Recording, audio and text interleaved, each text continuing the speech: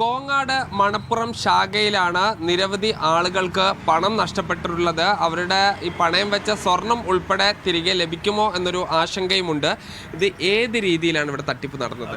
Sir, ഞങ്ങൾ ഇന്നലെ രാവിലെ ഞങ്ങളൊരു സ്വർണം പണയം വെച്ചിട്ടുണ്ടായിരുന്നു. അത് എടുക്കാൻ വന്നപ്പോഴാണ് ഇത്ര ഒരു പ്രശ്നം വന്നത്. ഞങ്ങൾ സ്വർണം വെച്ചതിൻ്റെ എമൗണ്ട് കുറച്ചായിട്ട് ഇവിടുത്തെ സ്റ്റാഫ് അഖിൽ എന്ന് പറഞ്ഞ സ്റ്റാഫിന് കയ്യിൽ കൊടുത്തിട്ടുണ്ടായിരുന്നു. ഏകദേശം 2,70,000 രൂപ ആ പയ്യൻ്റെ കയ്യിൽ ഞങ്ങൾ സ്റ്റാഫിൻ്റെ കയ്യിൽ കൊടുത്തിട്ടുണ്ടായിരുന്നു.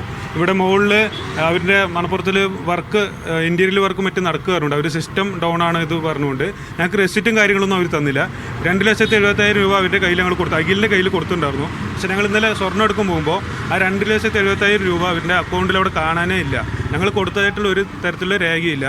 അപ്പോൾ അന്വേഷിച്ചപ്പോൾ ഞങ്ങൾ പോലീസ് സ്റ്റേഷനിൽ പോയി പരാതി പെട്ടപ്പോൾ അവിടെ നിലവിൽ 7ഓളം പരാതികൾ അവിടെ ഈ അഖിലിൻ്റെ പേരിൽ മണപ്പുറംകാരും കൊടുത്തിട്ടുണ്ട്. അവിടെ മറ്റ് കുറച്ച് നിക്ഷേപകരും അവിടെ പരാതി കൊടുത്തിട്ടുണ്ട്. ശാഖ മാനേജർ കൂടി നമ്മോടൊപ്പം ചേരുന്നുണ്ട്. ഇത് എന്താ സംഭവിച്ചത്? സാർ, ഞാൻ തമിഴാണ്. ഇവിടെ ബ്രാഞ്ച് മാനേജർ വർക്കാണ്. ഇപ്പോൾ 1 മാസം ആയിട്ടുള്ളൂ. ഈ ഇഷ്യൂ പറഞ്ഞത് ഇപ്പോൾ ഒരു മാസத்துக்கு മുന്നാടിയാണ്. Previous time എംപ്ലോയീസാണ്. അപ്പോൾ നമ്മൾ എന്നാ പറഞ്ഞ முடியும், நம்ம வந்து லீகலாகிட்டு எல்லாம் ப்ராப்பராக செஞ்சு தரோம். കുറച്ച് സമയമാവും. இன்னும் സമയം കേട്ടിருக்கு ഹെഡ് ഓഫീസർ ഇருந்து. அவங்க அப்ரூவ் செஞ்சோன்னே இன்னைக்கு எல்லாம் இஷ்யூ கிளியர் ஆக்கி தரோம். ഇത് ரொம்ப ஆளுகளுக்கு இது சேம் இஷ்யூ இருக்கா? ஒரு 2 கஸ்டமர் இருக்குது. அந்த 2 கஸ்டமருக்கு நாங்கள் பேசியிருக்கோம். போலீஸ் ஸ்டேஷன்லேயே பேசியிருக்கேன், ஹெட் ஆஃபீஸில் பேசியிருக்கேன். நாங்கள் அப்ரூவ் வாங்கினோடனே கோல்டு ரிலீஸ் பண்ணி கொடுத்துடலாம். கோல்டு இருக்குது, அவர் கோல்டு எல்லாம் இருக்குது. கோல்டு இல்லைன்னு சொல்லலாம். அவர் அமௌண்ட் கொடுத்துட்டேன்றாரு. ஆனால் சிஸ்டத்தில் எனக்கு அமௌண்ட் காட்டல. அந்த அமௌண்ட் இவர் கொடுத்தாலும் வரை என்ன இஷ்யூ பார்த்துட்டு கிளியர் பண்ணி தரேன். உங்களோட அமௌண்ட்டை நஷ்டப்பட்டிருக்கா? எங்கள் சொந்த அமௌண்ட் எனக்கு ஒன்றும் இல்லை. அதாவது கஸ்டமரோட branch amount plus customer amount இல்லை. இதுதானே பார்த்து கிளியர் பண்ணி தரலாம். உங்களை வந்து போலீஸ் கம்ப்ளைண்ட் பண்ணியிருக்கா? நாங்களும் കൊടുത്തിരിക്കാം. പോലീസ് സ്റ്റേഷൻ വരെ സ്ഥലം പോയി പാക്കലാം. പോയി ഇതാണ് ഇതുമായി ബന്ധപ്പെട്ട് സംസാരിക്കാനുള്ളത്. ഇത് അവർ അവിടെ കൊണ്ടുപോയി പണയം വെച്ചതാണ്.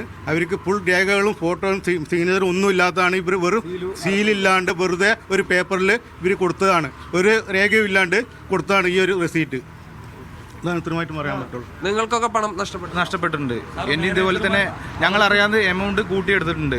അത് എൻ്റെ ഗോൾഡ് വെച്ചേന്ന് കൂട്ടിയെടുത്തിട്ടുണ്ട്. നിങ്ങൾ എത്ര എമൗണ്ട് ആണ് അവിടെ, എത്ര എമൗണ്ടിനാണ് ഗോൾഡ് എടുത്തത്? എത്രയാണ് ഇപ്പോൾ കാണിക്കുന്നത്? എൻ്റെ ഞാൻ മൊത്തം 43,000 റുപ്യ ഞാൻ അവിടെ കെട്ടാനുള്ളൂ ഗോൾഡിൽ. അതിപ്പോൾ 1,20,000 രൂപയായിട്ടാണ് അതിൽ കാണിക്കുന്നത്. അത് ഈ പലിശയാണോ? അത്ര കൂടിയതല്ല. അല്ല, അവൻ നമ്മളറിയാണ്ട് അത് എമൗണ്ട് കൂട്ടിയെടുത്തേക്കാണ്. ഞാൻ 4,95,000 റുപ്യക്കാണ് ഗോൾഡ് വെച്ചിരിക്കുന്നത്. അതിൽ 2,70,000 രൂപ ഞാൻ അവിടെ കെട്ടിയിട്ടുണ്ട്.